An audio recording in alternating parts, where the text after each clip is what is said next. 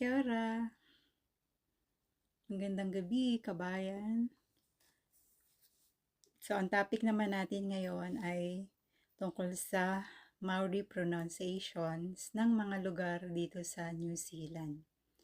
So, I decided na gumawa ako nito kasi napakarami kong nai-encountered na kapwa natin mga Pilipino na yung pronunciations ay mali. Hindi naman ako perfect. Pero mas pangit kung hindi natin alam na pinagtatawanan tayo ng ibang lahi. So, example na lang dito ay whakapapa. So, dito sa New Zealand, ang WH, ang pronunciation ay F. Example ay whakapapa. Alam niyo ba kung saan yung whakapapa?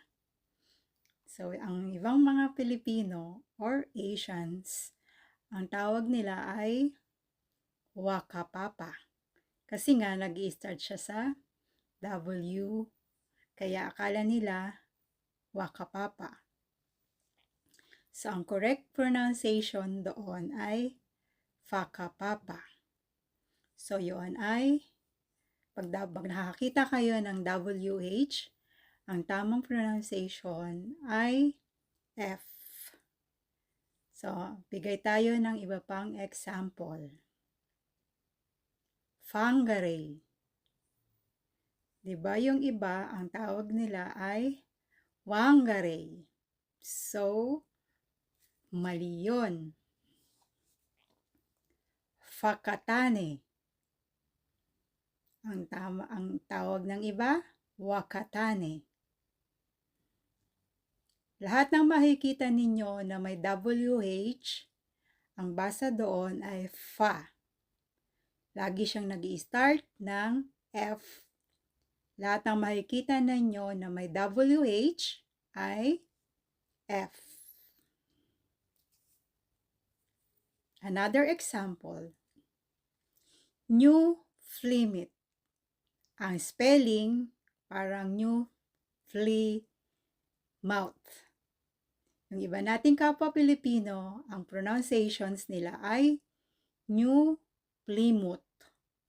Ang dami ko na-encountered. Sabihin naman nila pag kinarek mo in the proper way, Pilipino tayo eh, hindi naman tayo New Zealander eh, hindi naman tayo Kiwi.